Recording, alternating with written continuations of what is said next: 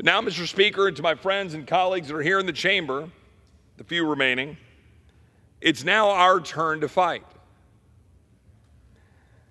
We are at a, relatively speaking, low point in our country's history due to the unbelievable, but yet completely observable negligence, nay, I say, purposeful actions of the current administration to undermine the safety, security, prosperity, and well-being of our people and our nation.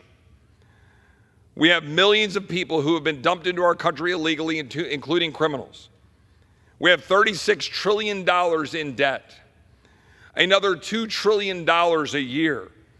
It's really another $1 trillion every 100 days, a little over 3 months. Americans are in record levels of personal debt because of the record levels of inflation and a hamstrung economy by bureaucrats and progressive radical Democrats who want to micromanage your life, regulate your life to death, tell you what stoves you can use, what cars you can drive up the price of your cars, your houses, your schools, your health care, and then thank you for the privilege. The world around us is in chaos. We see what's happening in Syria. We saw what's happening in South Korea. We see what's happening around the globe.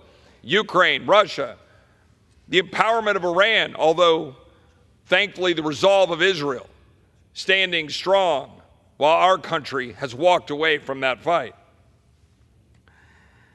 And that's all due to the weakness of the Biden administration that it has shown for 4 years. Now it is our calling in this Congress to stand up alongside President Trump to stand up and fix it. But the calling for our Congress is not to simply walk back some of the failures of this administration. It is not to ask for some quick fixes.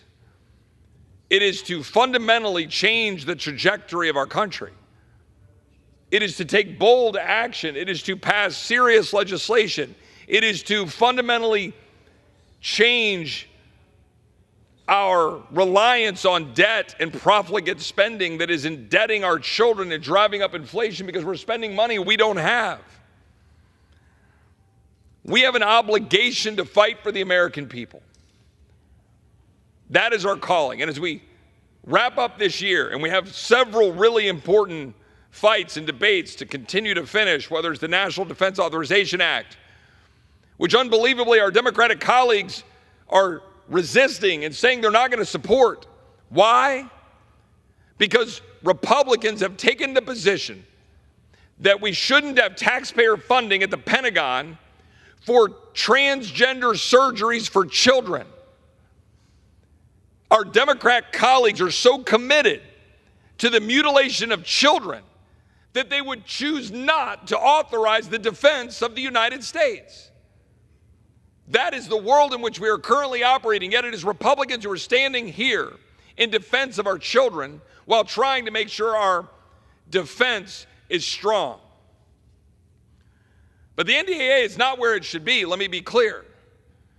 Because of radical progressive Democrats in the Senate and the House, we have miles to go. We have an obligation to do our job. We have an obligation to not spend money we don't have. We have an obligation to pay for the disaster aid that so many of my colleagues understandably want and seek for their constituents in the wake of hurricane damage or drought or issues that are facing our people. We have an obligation to pay for these things.